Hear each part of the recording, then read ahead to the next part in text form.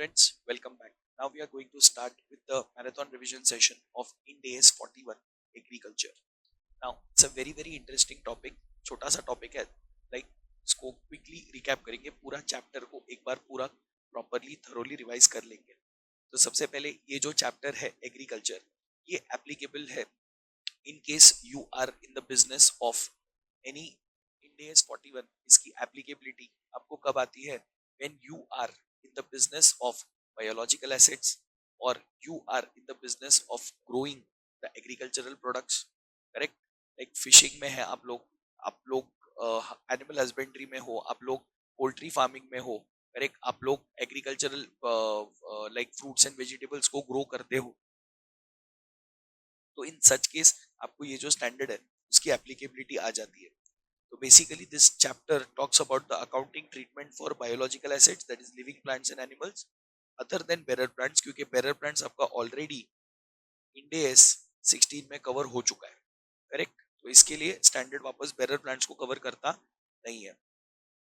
Correct? It also covers the agricultural produces, मतलब mango tree के ऊपर जो मैंगो लगा है, करेक्ट, उसको भी ये स्टैंडर्ड कवर करता है. तो स्टैंडर्ड में क्या क्या इंक्लूडेड है sir? Biological assets, agricultural produces eight the point of harvest, क्योंकि हार्वेस्ट के बाद Ind AS 2 लगना शुरू हो जाता है. Correct? Then government grants relating to agriculture. So these are the three areas where the standard technically applies. But where does the standard does not apply? Exclusion में क्या क्या है? तो सर सबसे पहले the standard does not cover bearer plants. The standard does not cover the land that you're using for any agricultural activity, because उसको Ind AS 16 ही लगेगा.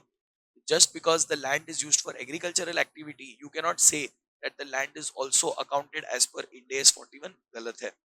Then the standard also does not apply to intangible assets which are used for your agricultural activities. Then ROU, asset arising from the lease of land. Correct? Relating to agriculture, because it is already covered under Ind AS 116, that is your leases. So these are the four areas where the standard technically does not apply. तो सबसे पहले sir शुरू करते हैं biological assets होते क्या है. Sir biological assets होते हैं living plants and living animals other than bearer plant. Bearer plant are basically the fruit or any agricultural produce bearing plant for a period greater than 1 year. Like for example mango tree. तो mango tree आपको mango देता है for a period more than 1 year. Correct? 15 20 25 साल तक उस पे आम लगते हैं. तो स्टैंडर्ड उसके ऊपर अप्लाई नहीं होता है, because it is already covered by Ind AS 16 as a property plant and equipment. Correct? तो the standard does not apply on bearer plant, but it does apply on other living plants and living animals. तो living animals में काओ, buffalo, pig, fishes, chicken, ये सब cover हो जाता है. Correct? अब living plant की अगर मैं बात करूं तो we are talking about plant is expected to be harvested as an agricultural produce, जैसे for example sandalwood, bamboo, teakwood etcetera, and does not bear agricultural produce for more than 1 accounting year. Like for example rice plant हो गया, correct, onion हो गया, उसको पूरा uproot करते हैं. Beet root हो गया, उसको अपरूट किया जाता है. ग्राउंडनट वगैरह देखेंगे तो अपरूट किया जाता है. तो ये जो सीधा अपरूट हो जाता है ना, जैसे जमीन से उखाड़ दिया जाता है, ये मेजरली आपके लिविंग प्लांट्स में बायोलॉजिकल एसेट्स में कवर होता है. Right? But on the other hand जो भी fruits and vegetable bearing tree है जो आपको 1 साल से ज्यादा प्रोड्यूस देता है, उसके ऊपर ये स्टैंडर्ड अप्लाई नहीं होगा. उसके ऊपर आपका Ind AS 16 अप्लाई होता है, because it is a bearer plant. But हाँ, उस बेरर प्लांट के ऊपर लगा हुआ जो आपका फ्रूट है या वेजिटेबल है, जिसको आप एग्रीकल्चरल प्रोड्यूस बोलते हो, वो ये स्टैंडर्ड में कवर्ड है. मतलब फॉर एग्जांपल आम का पेड़ ये स्टैंडर्ड में कवर्ड नहीं है, बट आम के पेड़ पे लगा हुआ जो आम है वो ये स्टैंडर्ड कवर करेगा, but only up to the point of harvest. मतलब जब आपने आम तोड़ा, that is called as point of harvest, Ind AS 41 apply होगा. उसके बाद आप उस आम के साथ क्या करते हो, फर्दर प्रोसेस करते हो, उसको बेचने को रखते हो, फिर आपका इन्वेंट्री अप्लाई होना शुरू हो जाता है. Correct? Ind AS 2. Now, agricultural produce. What is an agricultural produce? It is arising from the harvest of a bearer plant or a biological asset, and shall also include biological transformation. So biological transformation भी हमको detail में समझना है. तो basically मैं बोल रहा था कि मैंगो ट्री के ऊपर लगा हुआ जो मैंगो है वो एक एग्रीकल्चरल प्रोड्यूस है. करेक्ट? चावल के खेत में जो चावल का जो छोटा सा पौधा है उसके ऊपर जो ग्रेन्स लगे हुए हैं, that is an agricultural produce.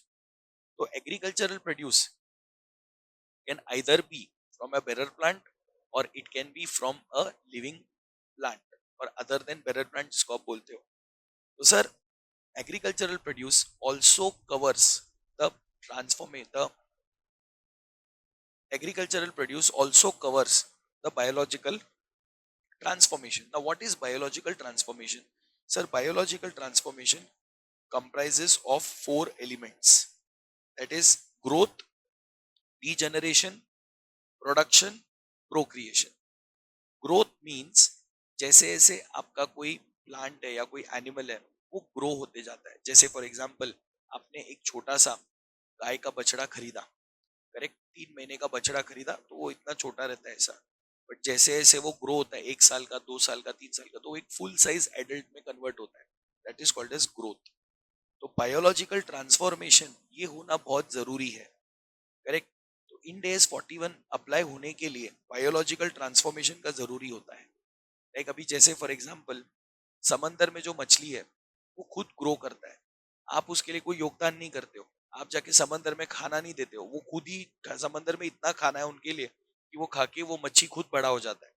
So that is not called as a biological transformation. तो सर अगर आप ओशन में जाके फिशिंग करते हो, समंदर में जाके फिशिंग करते हो, in that case there is no biological transformation taking place with respect to those biological assets, correct, those living animals.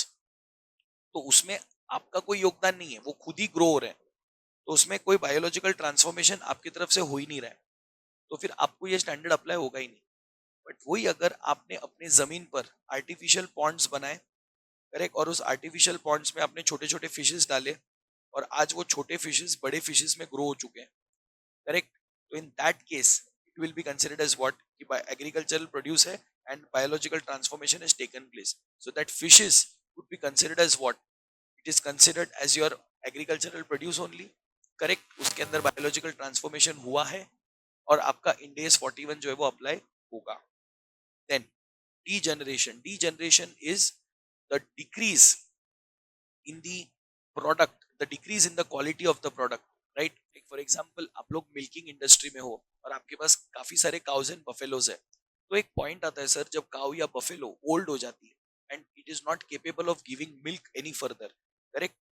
या तो फिर जो अमाउंट ऑफ मिल्क आपको पहले मिलता था, like for example when the cow और द बफेलो वाज यंग, तो आप एक दिन में maybe 5 liters of milk extract करते थे, but now because she has become old you are able to harvest only maybe 2 or 3 liters of milk. That is called as degeneration. That is called as degeneration. Then production is what, it is the harvest from biological assets and bearer plants. तो अगर आप खुद ये production करवा रहे हो, like for example आपने सब प्लांटेशंस लगा के रखा हुआ है और उस प्लांटेशन से आप लोग रोज फ्लावर्स, फ्रूट्स, वेजिटेबल्स एक्सट्रैक्ट करते हो, so that is called as production is happening, correct. That is a biological transformation. And the next part is procreation. Procreation is the living animals giving birth to the new one. बहुत लोग ये breeding industry में भी होते हैं, like for example जैसे हम milking industry की बात करते हैं, तो मिल्किंग इंडस्ट्री के अंदर the cow continuously gives birth to the new ones so that the milk can be produced, milk can be extracted. So every maybe couple of years, the cow gives birth to the new ones. So that is basically called as what, procreation. So all these points, growth, degeneration, production, procreation, is a part of what, biological transformation. And if biological transformation is present, then you can say that Ind AS 41 applies. But agar if no biological transformation is taking place, then technically Ind AS 41 will not come into picture. Please have a look over here. See, I've given certain example. एक bearer plant है, correct, और एक biological asset है Ind AS 41. ये दोनों से आपको क्या मिलता है? Production of agricultural produce. So this production of agricultural produce is covered under Ind AS 41 at the point of harvest. But subsequently अगर आप उसको कोई प्रोडक्शन करते हो, कोई प्रोसेसिंग करते हो, या तो फिर आप उसको बेचते हो, it is not covered under Ind AS 41, rather your Ind AS 2 apply. So only at the point of harvest to the agricultural produces the standard will apply. Later that Ind AS 2 comes into picture because it becomes your inventory item. So यहाँ पर मैंने कुछ examples भी दिए हुए, देखिए mango tree is a bearer plant, right? तो उससे आता है मैंगो फ्रूट, तो मैंगो फ्रूट को Ind AS 41 अप्लाई होगा, बट जब उसको फर्दर प्रोसेस करते हैं into mango juice, Ind AS 2 will apply, correct? Rubber plant is again a bearer plant, यहाँ से निकलता है लेटेक्स, तो at the point of harvest latex Ind AS 41 में कवर होगा, बट आगे जब उससे आप रबर प्रोडक्ट बनाओगे तो आपको लगेगा Ind AS 2. Tea plantation, correct, it is again a bearer plant क्योंकि यहाँ से आपको बहुत सारे टी लीव्स आते हैं, तो tea leaves eight the point of harvest Ind AS 41 apply, जब आप उसको टी पाउडर में कन्वर्ट करते हो तो Ind AS 2 लग जाता है. Then sheep is a biological asset, sheep से मिलता है वूल, तो wool at the point of harvest Ind AS 41, but जब आप उससे स्वेटर बनाते हो, वुलन गारमेंट्स बनाते हो, तो देन Ind AS 2 लग जाता है, राइट?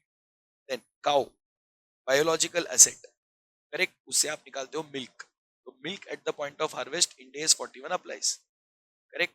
बट जब आगे उस मिल्क से कर्ड या पनीर बनाया जाता है तो then technically what applies Ind AS 2, correct? तो ऐसे ये पूरा हायरार्की चलता है.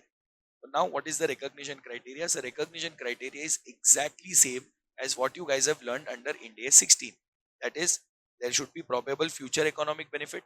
That is, for example, harvest from the biological asset or sale, further processing of agricultural produce. मतलब जो हार्वेस्ट है उसको बेच के पैसा आएगा, या फिर जो हार्वेस्ट है उसको फर्दर प्रोसेस करके एक मार्केटेबल प्रोडक्ट बना के बेच दिया जाएगा.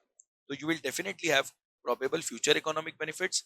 Then you have a control over the asset, like for example अभी मैंगो प्लांटेशंस है, करेक्ट, या तो फिर आप लोग ने एनिमल्स खरीद के रखे, तो एनिमल्स सब आप लोग एक प्रॉपर फेंसिंग में घर बना के उसके अंदर रख देते हो उनको, करेक्ट? या तो फिर आपने देखा होगा बहुत सारे आजकल एनिमल्स के कान पे एक RFID टैग लगाया रहता है, तो वो RFID टैग को स्कैन करोगे तो उसमें पूरा वो एनिमल का डिटेल आता है कि वो कभी उसका बर्थ हुआ था, उसका एज अभी कितना है, करेक्ट, उसको कितना वैक्सीन दे दिया गया, उसका ओनर कौन है, उसकी लोकेशन, सब कुछ इस RFID टैग से आप लोग ट्रेस कर सकते हो.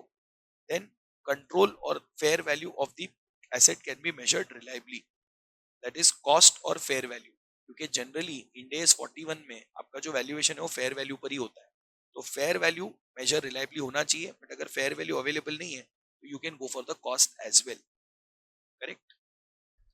Let's go through the measurement criteria. तो गाइस सबसे पहले तो यहाँ पर बायोलॉजिकल एसेट्स और एग्रीकल्चरल प्रोड्यूस, ये दो पार्ट में हम डिवाइड कर देंगे. तो बायोलॉजिकल एसेट्स को हमेशा हमें NRV पर ही वैल्यू करना है, that is fair value less cost to sell, correct? But जो एग्रीकल्चरल प्रोड्यूस है at the point of harvest same fair value less cost to sell, and there will be no subsequent measurement क्योंकि इसके आगे तो वापस Ind AS 41 लगना है ही नहीं, correct? So subsequent to harvest the produce is either sold or further processed and should be measured as per Ind AS 2. तो एक बार at the point of harvest आप उसको NRV पे वैल्यू कर दोगे एंड देन उसके बाद वो बन जाएगा आपका इन्वेंट्री आइटम, करेक्ट? जब वो इन्वेंट्री बन जाएगा तो cost of inventory would be what, fair value minus cost to sell of the agricultural produce, तो ये आपके इन्वेंट्री के लिए कॉस्ट बन जाएगा. फिर उसके बाद आप उसको फर्दर प्रोसेसिंग वगैरह जो भी है करो और आपका इन्वेंट्री का फिर एडिशनल कॉस्ट उसमें ऐड हो जाएगा. लाइक फॉर एग्जांपल मैंगो आपने हार्वेस्ट किया, तो at the point of harvest value the mango like this, fair value minus cost to sell. फिर अगर आप उसको फर्दर माजा में कन्वर्ट कर रहे हो, माजा फ्रूट ड्रिंक में कन्वर्ट कर रहे हो, तो उसके लिए जो शुगर ऐड किया, जो फर्दर केमिकल्स ऐड किए, तो वो सब को ऐड करके आपका फिर माजा का कॉस्ट बन जाएगा, that will be as per Ind AS 2, correct? तो PNL में कैसे दिखेगा, अभी फॉर एग्जांपल आपका जो एग्रीकल्चरल प्रोड्यूस है, करेक्ट, उसको आपने 60 रुपीज पे वैल्यू किया, तो आपके PNL के डेबिट में एग्रीकल्चरल प्रोड्यूस 60 रुपीज आ गया एज अ इन्वेंट्री आइटम, और क्रेडिट में आ गया इनकम फ्रॉम हार्वेस्ट 60. फिर अगर आपने समझो उसको 70 रुपए में बेचा, तो वापस यहाँ पे आपका 70 रुपीज का रेवेन्यू दिखेगा. तो लॉजिक क्या है कि 60-60 आपका सामने सामने कट गया, बराबर है, और टोटल रेवेन्यू कितना बुक हुआ, 70 रुपए का. तो technically 70 rupees is your profit, क्योंकि जो मैंगो हार्वेस्ट किया eight the point of harvest it was worth 60, तो आपने 60 रुपीज का इनकम फ्रॉम हार्वेस्ट दिखाया और सामने इन्वेंट्री खड़ा किया 60 रुपए का, तो ये 60-60 सामने सामने गया, और समझो आपने उसको 70 में बेच दिया, तो technically your revenue is how much, 70. तो ऐसे इसका सिंपल अकाउंटिंग का लॉजिक जाता है. देन गेन और loss, see every balance sheet date your biological assets are valued at fair value less cost to sell. जो भी फेयर वैल्यू में चेंजेस होगा, whether there is a increase in fair value और decrease in fair value, that will be accounted directly to P and L. Correct. So on each balance sheet date you will have to value at fair value less to sell. अगर fair value ऊपर गया तो फायदा है, fair value नीचे आया तो नुकसान है. Correct. And it should be recorded to P and L. Then with respect to agricultural produce it is at the point of harvest only. Correct. उसके बाद तो ये वापस रिवैल्यू वगैरह होना है नहीं.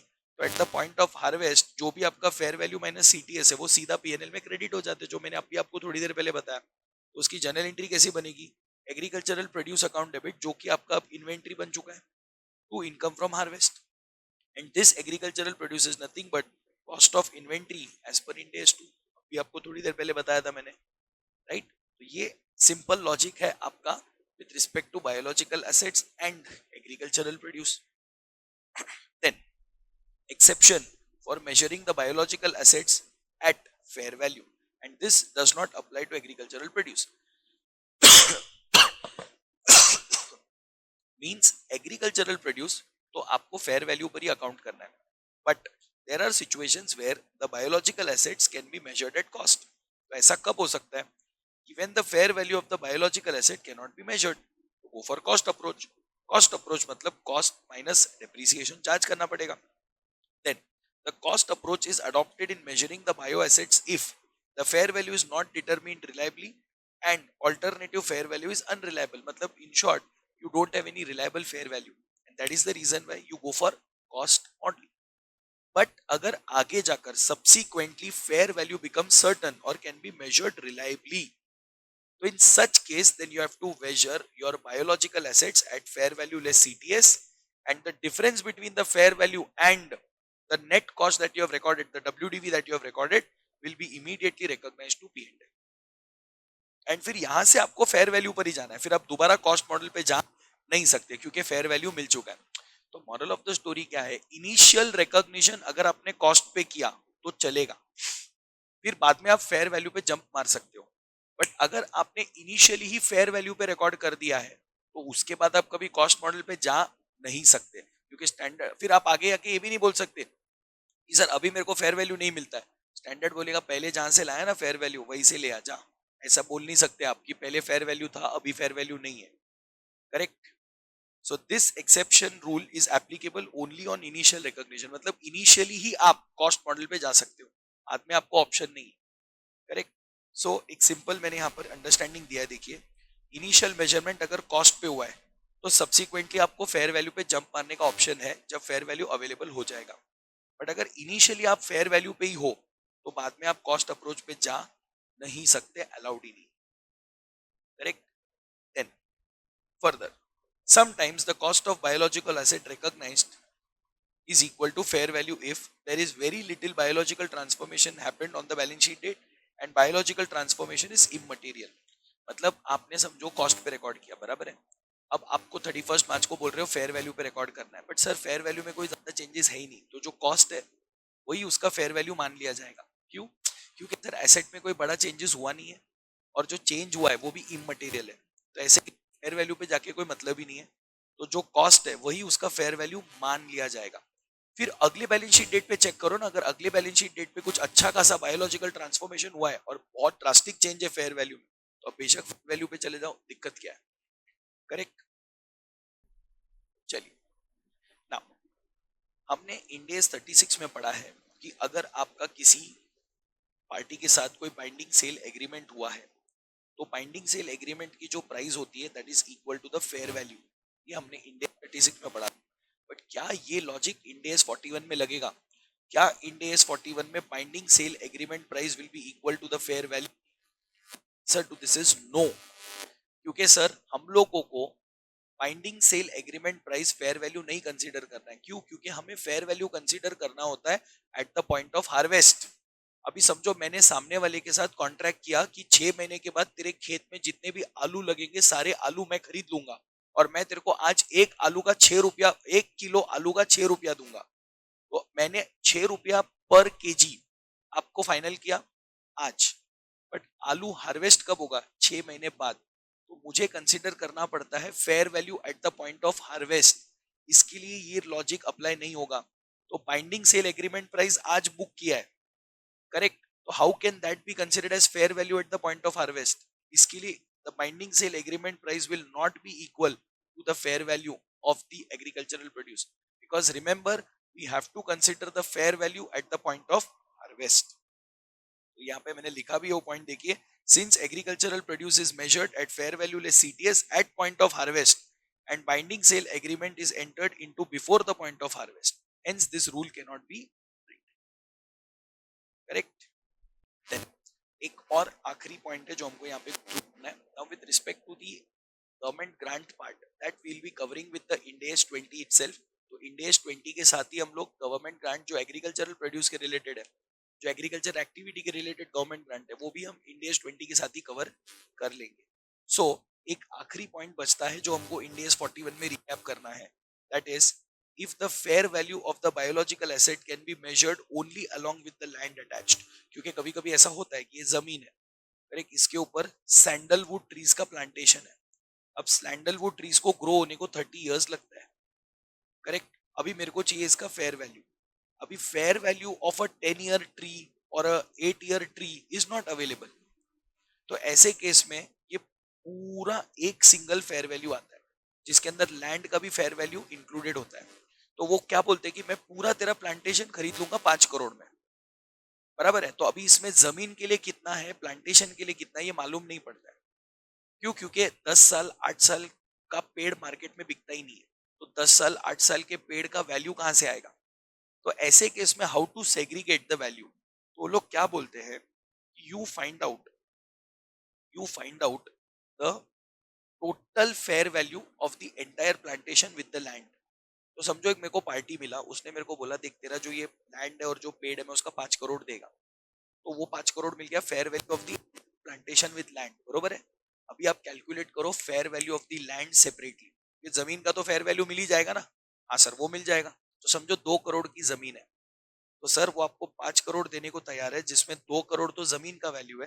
तो इसका मतलब 3 करोड़ रुपया is the fair value of the plantation. तो ऐसे करके आपको प्लांटेशन का फेयर वैल्यू अलग से वर्कआउट करना है। तो देखिए क्या बोला है यहाँ पे, if the fair value of the biological assets can be measured along with the land attached, example plantation of sandalwood or teak wood, so that is fair value of the biological assets cannot be measured separately, separate कर ही नहीं सकते। तो ऐसे case में क्या करने का, how to measure the fair value, sir first find out the fair value of the biological assets along with the land, correct, उसमें से माइनस कर दो fair value of the land, तो you will get fair value of the bio asset. समझ रहे बात को, correct? So this is the quick revision, the marathon session for Ind AS 41, correct? So with this we'll conclude this particular topic.